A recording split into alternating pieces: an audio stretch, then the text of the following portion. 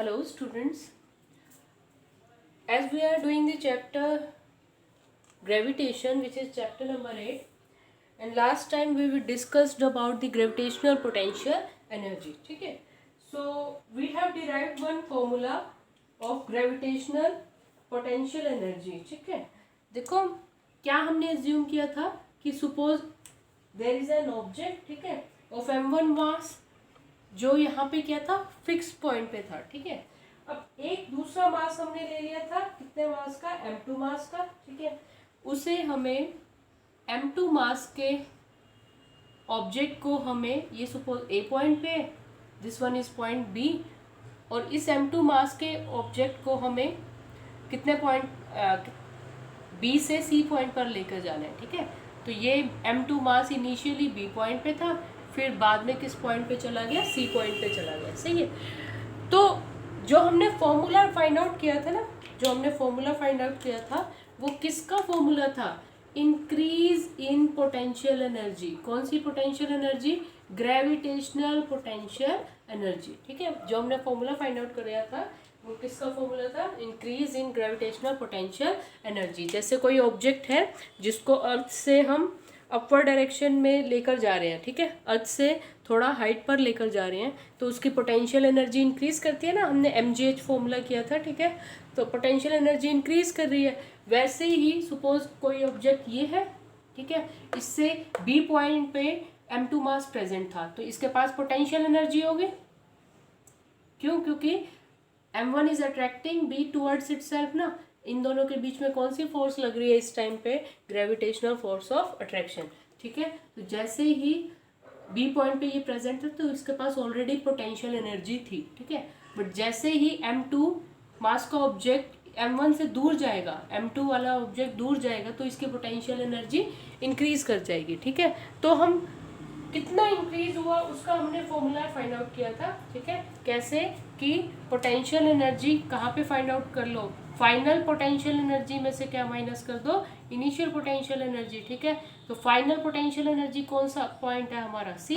तो potential energy जो सी पे है उसमें से क्या माइनस कर दो, पोटेंशियल एनर्जी जो बी पॉइंट पे है. सही है, तो चेंज आया ना इसमें, तो इस चेंज को हमने किससे लिख दिया था, स्मॉल डी यू से लिख दिया था. ठीक है, डी यू क्या है, change in potential energy while going from point B to C, और इस केस में क्या हो रहा था, ये इंक्रीज हो रहा था. ठीक है, तो इंक्रीज इन पोटेंशियल एनर्जी का हमारा फॉर्मूला जो आया था वो क्या फाइंड आउट किया हमने,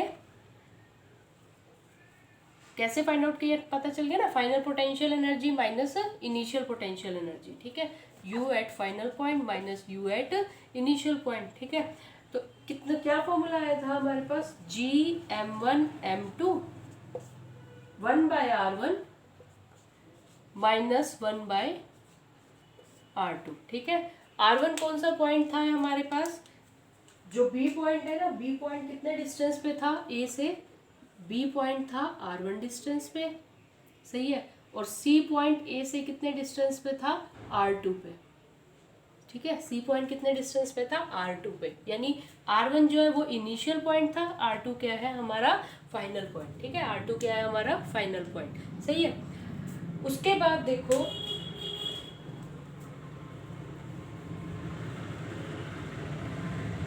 ठीक है, ये क्या है हमारा, इंक्रीज इन पोटेंशियल एनर्जी या चेंज इन पोटेंशियल एनर्जी, जिसको हमने कैसे निकाला, uf माइनस ui. सही है, अब ये देखो हम ऑब्जेक्ट को कहाँ से कहाँ लेके जा रहे थे, दूर लेके जा रहे थे, r1 से कौन से पॉइंट पे लेकर जा रहे हैं, r2 पॉइंट पे लेके जा रहे हैं. ठीक है, बट ऐसा भी बुक्स में ऐसा भी मिलेगा कि कई बार ये बोल रखा होगा कि ऑब्जेक्ट को ना हम दूर से पास में लेकर आ रहे हैं. ठीक है, और वो दूर वाला पॉइंट कितने कहाँ पर है, दूर वाला पॉइंट है इन्फिनिटी पे. ठीक है, सपोज इसके हमने जो डेरिवेशन की थी ना उसमें तो क्या था, ऑब्जेक्ट इस ऑब्जेक्ट से दूर जा रहा था, इनिशियल पॉइंट पास में था इस m1 के, है ना, और फाइनल पॉइंट इससे दूर था. ठीक है, ऐसे भी बोल सकते हैं कि ऑब्जेक्ट को हम दूर से पास में लेकर आ रहे हैं ऑब्जेक्ट के. ठीक है, यानी इनिशियली m2 मास ज़्यादा डिस्टेंस पे था और बाद में m2 मास क्या हो गया हमारा, क्लोज आ गया. ठीक है, तो उस केस में फॉर्मूला क्या बनेगा, वो देखो, ये फॉर्मूला कौन सा है, जब इनिशियल पॉइंट क्लोज है m1 ऑब्जेक्ट के, और फाइनल वाला पॉइंट क्या है, दूर है, यानी हम दूर जा रहे हैं, तो इंक्रीज इन पोटेंशियल एनर्जी का फॉर्मूला ये आ गया। बट अगर क्लोज आएंगे ऑब्जेक्ट के, m1 के क्लोज आ रहे हैं, यानी ऑब्जेक्ट पहले दूर था अब क्लोज आ रहे हैं, तब फॉर्मूला क्या बनेगा वो देखते हैं।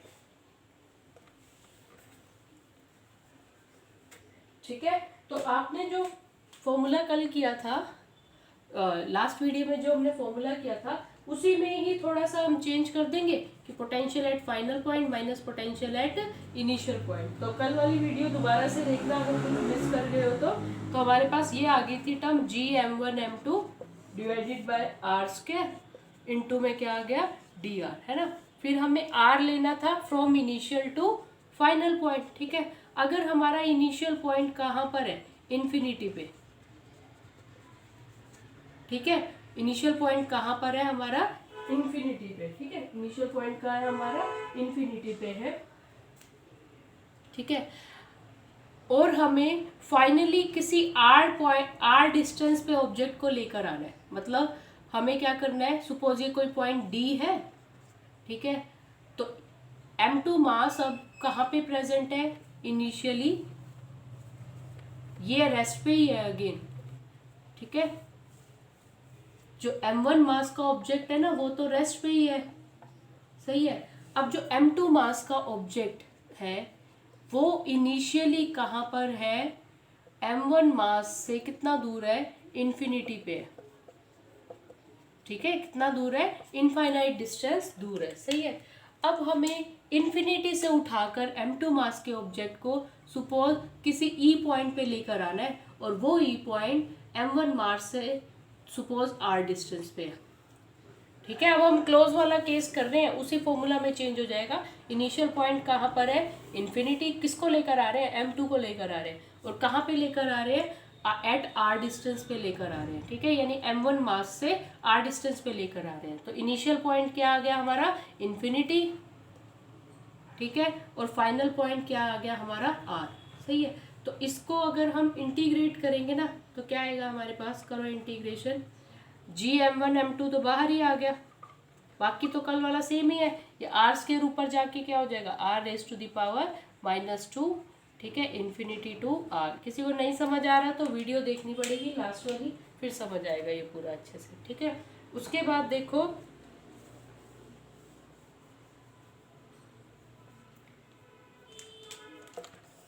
ये क्या बन जाएगा अब हमारे पास, UF माइनस UI, यानी चेंज इन पोटेंशियल एनर्जी क्या हुआ, अब Gm1 m2 तो बाहर ले लो, सही है, r⁻⁻² है ना। ठीक है, इसका क्या करना था, हमें इंटीग्रेशन करना था, सॉरी इंटीग्रेशन कर रहे हैं तो हाँ, r⁻⁻², इसका भी इंटीग्रेशन नहीं किया ना, इंटीग्रेशन आएगा, ये सिंबल आएगा, अभी तक ये पुट नहीं कर सकते। ठीक है, क्योंकि अभी तक इंटीग्रेशन का रूल हमने अप्लाई नहीं किया, तो क्या आएगा, -2 + 1 -1, और ये -1 से डिवाइड हो गया। और अब लिमिट्स लगा दो इस पे, कहाँ से कहाँ तक, इन्फिनिटी टू r, तो ये माइनस बाहर ले लो, UF यानी चेंज इन पोटेंशियल एनर्जी कितना आ गया, ये वाला माइनस बाहर ले लें तो क्या आएगा, -Gm1 m2, सही है, -Gm1 m2, तो -1 तो बाहर चला गया, तो 1/r रह गया ना, तो 1/r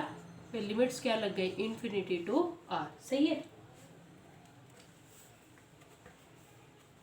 ठीक है, 1/r पे लिमिट्स क्या लग गई, इन्फिनिटी टू r, तो चेंज इन पोटेंशियल एनर्जी कितना आ गया, -Gm1 m2, upper limit minus lower limit, तो 1/r माइनस 1/∞, सही है। तो 1/∞ कितना होता है, 0, तो ये -1/∞ क्या हो गया, 0, तो 1/r माइनस 0 कितना रह जाएगा, 1/r ही रह जाएगा। तो हमारे पास चेंज इन पोटेंशियल एनर्जी कितना आ गया, -Gm1 m2 divided bye r। ठीक है, ये कब फॉर्मूला आया है हमारे पास, when m2 is moving from infinity to a distance r। ठीक है, इन्फिनिटी से उठाकर कहाँ पर लेकर आ रहे हैं, r डिस्टेंस पे लेकर आ रहे हैं, सही है। तो उसी मेथड से करना है, बस हमने लिमिट्स चेंज कर दी। जैसे R1 से R2 जब दूर लेके जा रहे थे तो initial point R1 final R2, ठीक है। तो यहाँ पे क्या आ गया था 1/R2 माइनस 1/R1, ठीक है। बट अगर इनिशियल पॉइंट इन्फिनिटी और क्लोज लेकर आने तो ये फॉर्मूला बन जाएगा हमारे पास, ठीक है। तो दो फॉर्मूलाज किए अभी हमने। एक तो कौन सा फॉर्मूला किया था, again change in potential energy का फॉर्मूला कितना आया था हमारे पास, Gm1m2 और इनटू में क्या आ गया था 1/R1 माइनस 1/R2। ये कौन कब फॉर्मूला अप्लाई हो रहा है, when object M2 is moving from R1 to R2, ठीक है। तो अब दोनों में से कौन सा चूज करना है, तो दोनों में से ज्यादातर आपका ये फॉर्मूला यूज होगा, ठीक है। चेंज इन पोटेंशियल एनर्जी, इसको यहाँ पे क्या लिख सकते हो, डी लिखा ना, डी मतलब change in gravitational potential energy, ठीक है। दोनों में से कौन सा फॉर्मूला यूज होगा, ये यूज होगा ज्यादातर। क्यों, क्योंकि जो पोटेंशियल एनर्जी का में चेंज है ना, वो लोकेशन R1 R2 तो लोकेशन बता रहे हैं ना, R1 R2 क्या बता रहे हैं, लोकेशन। जैसे ये M1 मास था, ये पहले B पॉइंट पे था, फिर किधर जा रहा है, sorry M1 mass A point पे, और इससे R1 डिस्टेंस पे कौन था, M2 मास था, फिर इसको कहाँ पे लेकर जा रहे हैं, R2 पे लेकर जा रहे हैं। तो R1 R2 क्या शो कर रहे हैं यहाँ पर, लोकेशन शो कर रहे हैं, ठीक है। तो पोटेंशियल एनर्जी लोकेशन पे डिपेंड नहीं करती, पोटेंशियल एनर्जी दो पॉइंट्स के बीच कितना मूव किया उस पर डिपेंड करती है, समझ रहे हो, ठीक है।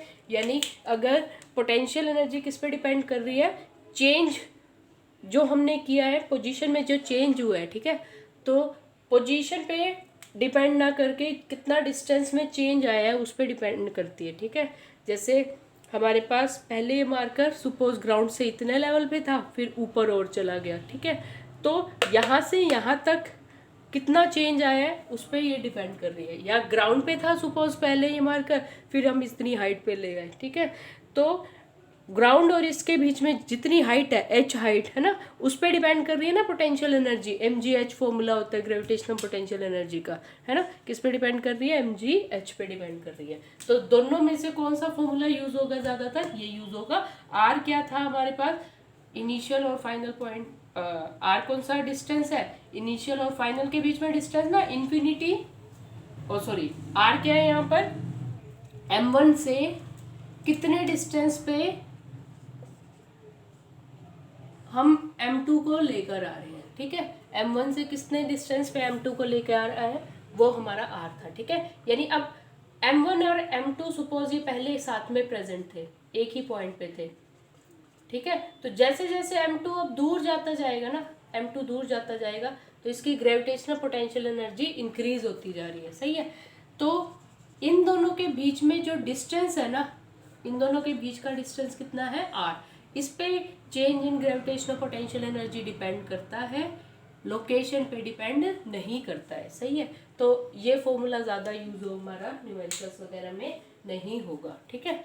अब ये बात करते हैं इस फॉर्मूला की, दोबारा लिख देती हूँ मैं, that change in gravitational potential energy कितना आया, माइनस Gm1m2/r, ठीक है। सपोज अब हम r इंक्रीज कर रहे हैं, यानी m2 मास को दूर लेकर जा रहे हैं, तो ग्रेविटेशनल पोटेंशियल एनर्जी में जो चेंज है वो कैसा चेंज होगा, इंक्रीज वाला चेंज है, डिक्रीज है, या इक्वल है, वो देखते हैं हम, ठीक है। r इंक्रीज कर रहे हैं हम, सही है, r इंक्रीज कर रहे हैं, और ग्रेविटेशनल पोटेंशियल एनर्जी डिक्रीज होगी या इंक्रीज होगी, तो ग्रेविटेशनल पोटेंशियल एनर्जी r के इंक्रीज करने से इंक्रीज होती है। ऐसा क्यों, वो देखो इधर, यहाँ पे हमने लेफ्ट हैंड साइड में क्या है हमारे पास, change in gravitational potential energy, इसको मैं du से लिख लेती हूँ, ठीक है। पूरा वर्डिंग में लिखने के बजाय du से लिख रही हूँ। du यहाँ पे अब क्या समझोगे, change in gravitational potential energy, ठीक है, change in gravitational potential energy. Suppose हमने r इंक्रीज कर दिया, ठीक है, r इंक्रीज कर दिया, एक बार ये नेगेटिव साइन भूल जाओ। तो अगर ये वैल्यूज कांस्टेंट है, r इंक्रीज कर दिया, तो चेंज इन पोटेंशियल एनर्जी क्या होना चाहिए, डिक्रीज होना चाहिए ना। बट यहाँ पे कौन सा साइन प्रेजेंट है, माइनस का, यहाँ पे कौन सा साइन प्रेजेंट है, माइनस का, ठीक है। तो आर के इंक्रीज करने से, जैसे आर के इंक्रीज करने से क्या होगा, पोटेंशियल एनर्जी डिक्रीज होगी, बट यहाँ पे वैल्यू क्या है, नेगेटिव। नेगेटिव मतलब ये क्या हो गया, नेगेटिव है, उतनी ही वैल्यू क्या हो जाएगी हमारी, इंक्रीज कर जाएगी। ठीक है, जैसे आर हमारे पास हमने इंक्रीज कर दिया 5, आर की वैल्यू 5 आ गई। ठीक है, तो 1/5 कितना हुआ, या ऐसे समझ लो, हाँ चलो आर की वैल्यू सपोज कितनी है 5, तो आर 1/5 कितना बनेगा, पूरी वैल्यूज को मान लो ऊपर कुछ ना कुछ सॉल्व करके आ जाएगा हमारे पास। ठीक है, देखो d U is equals to minus G m1 m2 divided by r की वैल्यू है सपोज 5। सही है, तो इसको मैं एज इट इज रहने देती हूँ Gm1 m2 को। ठीक है, और 1/5 कितना होता है 0.2, 1/5 कितना होता है 0.2। सही है, अब हमने r की वैल्यू इंक्रीज करके सपोज 10 हो गई।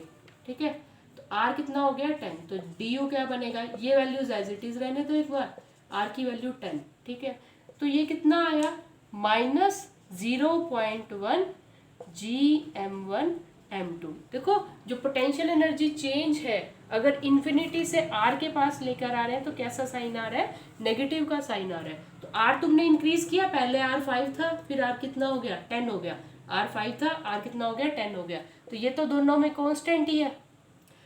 r को इंक्रीज किया हमने, तो du पे क्या इफेक्ट पड़ा, du देखो पहले du कितना था 0.2, और फिर dv कितना हो गया 0.1, बट ये वैल्यू माइनस में है, तो माइनस में जो वैल्यू जितनी बड़ी होती है इसका मतलब उसका वो क्या है उतनी ही छोटी, क्योंकि माइनस में वैल्यू को इंक्रीज करने का मतलब जीरो को अप्रोच करना।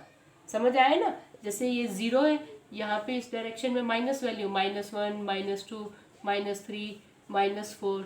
सही है, ये कितना है 0.2 था इनिशियल, पहले r है 5, फिर तुमने r इंक्रीज कर दिया 10 पे ले गए, तो ये कितना आ गया, पहले -0.2 था, 0.2 मतलब यहाँ पे कहीं पे लाई करेगा -0.2, फिर 0.2 से वैल्यू कितनी हो गई -0.1, तो -0.1 0 के ज़्यादा क्लोज है ना, तो ये वैल्यू क्या कर गई हमारी, इंक्रीज कर गई। तो r के इंक्रीज करने से, क्योंकि ये वैल्यू नेगेटिव में है ना, ठीक है, सिंपल अगर वैल्यू कंपेयर करें तो 0.1 छोटा है, बट ये नेगेटिव का 0.1 है, तो यानी ये बड़ा है, क्यों, क्योंकि ये 0 के क्लोज लाई कर रहा है। तो r के इंक्रीज करने से ग्रेविटेशनल पोटेंशियल एनर्जी जो चेंज आ रहा है वो कैसा होगा, इंक्रीजिंग वाला चेंज होगा। ठीक है, आर के इंक्रीज करने से ग्रेविटेशनल पोटेंशियल एनर्जी क्या करेगी, इंक्रीज करने का मतलब किसको अप्रोच करेगी, जीरो को अप्रोच करेगी, क्योंकि चेंज इन पोटेंशियल एनर्जी की वैल्यूज क्या है, नेगेटिव।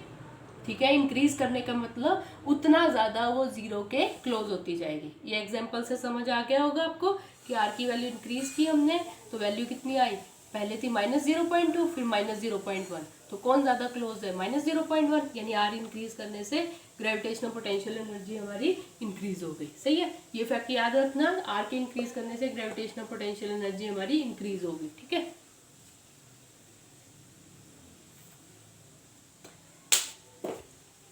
तो सपोज हमारे पास ये कोई ऑब्जेक्ट है m1 मास का, कुछ भी ले सकते हो। ठीक है, इससे किसी m2 मास को हम दूर लेकर जा रहे हैं। ठीक है, तो लेट अस सपोज m2 मास इसके जब सरफेस पे था ना, ठीक है, तो ग्रेविटेशनल पोटेंशियल एनर्जी था -40।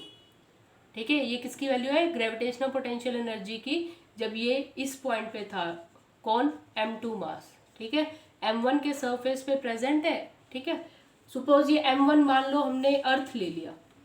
ठीक है, अर्थ ले लिया, तो अर्थ का मास हमने ले लिया m1। सही है, अब सेंटर से हमें सभी डिस्टेंस मेजर करने होते हैं ना। ठीक है, तो अर्थ के सेंटर से m2 मास कितने डिस्टेंस पे है, जितना रेडियस ऑफ अर्थ का होगा। ठीक है, तो इसके पास पोटेंशियल एनर्जी प्रेजेंट है, किसके पास, m2 के पास पोटेंशियल एनर्जी प्रेजेंट है। मान लो, ये मैं एग्जैक्ट नहीं बता रही हूँ, एज्यूम करने को बोल रही हूँ बस। ठीक है, तो सरफेस पे m2 की ग्रेविटेशनल पोटेंशियल एनर्जी सपोज कितनी है, -40 जूल। ठीक है, एनर्जी है ना, तो यूनिट क्या होगी ग्रेविटेशनल पोटेंशियल एनर्जी की, जूल। अब इससे थोड़ा सा दूर गए, तो यानी आर क्या कर गया हमारा, इंक्रीज कर गया, आर इंक्रीज कर गया, तो ग्रेविटेशनल पोटेंशियल एनर्जी इंक्रीज करेगी। इंक्रीज करने का मतलब उतना ज़्यादा जीरो के क्लोज होगी। मान लो यहाँ पे ये R1 ले लो, R1 पे जाते ही कितनी होगी एनर्जी, -30, ठीक है। फिर सेंटर से कितने डिस्टेंस पे पहुंच गए, R2, सरफेस पे कितनी थी, -40, R1 डिस्टेंस पे -30, R2 डिस्टेंस पे कितनी आ गई, -20। ऐसे करते करते है ना, -40, -30, -20, -10, है ना, -5, -4, -3, -2, -1, ऐसे करते करते एक पॉइंट ऐसा आएगा जहाँ पे ग्रेविटेशनल पोटेंशियल एनर्जी अब कितनी हो जाएगी, जीरो हो जाएगी। देखो m1 मास किसका है, अर्थ का। अर्थ के ऊपर कोई ऑब्जेक्ट था, उसके पास पोटेंशियल एनर्जी थी, ठीक है, कितनी, -40। जैसे जैसे अर्थ से दूर जा रहा है ना ऑब्जेक्ट, ठीक है, जैसे जैसे ऑब्जेक्ट कहाँ जा रहा है, ये रेडियस ऑफ अर्थ था, ठीक है। m2 मास जब अर्थ के सरफेस पे था, मान लो -40, उसके पास ग्रेविटेशनल पोटेंशियल एनर्जी थी।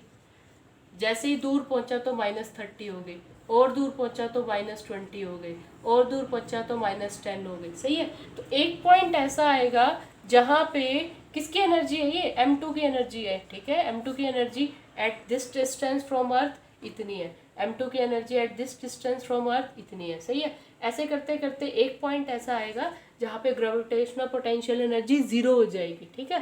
तो जिस पॉइंट पे वो जीरो होगी ना, ठीक है, उस पॉइंट का डिस्टेंस अर्थ से कितना लेते हैं हम, इन्फिनिटी।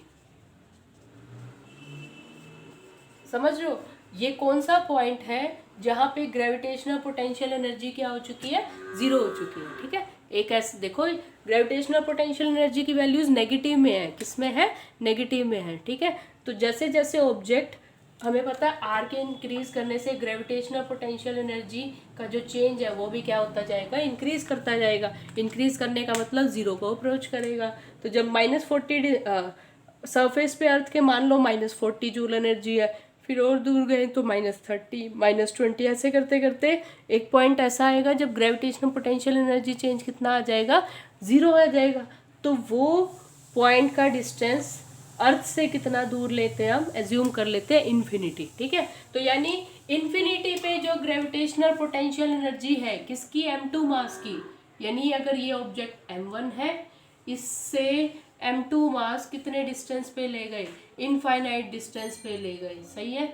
तो m2 मास की एनर्जी, कौन सी energy, gravitational potential energy, U से लिख दिया हमने, gravitational potential energy m2 at infinity. तो वो कितनी होती है, हम एज्यूम करते हैं इसको जीरो, ठीक है। मतलब एक पॉइंट ऐसा आता है ना जहाँ पोटेंशियल एनर्जी जीरो हो जाएगी, ग्रेविटेशनल पोटेंशियल एनर्जी, वो पॉइंट m1 मास से कितने डिस्टेंस पे है, इनफाइनाइट डिस्टेंस पे, ठीक है। तो इन्फिनिटी पे जाके ग्रेविटेशनल पोटेंशियल एनर्जी कितनी हो जाएगी हमारी, जीरो हो जाएगी। Thank you.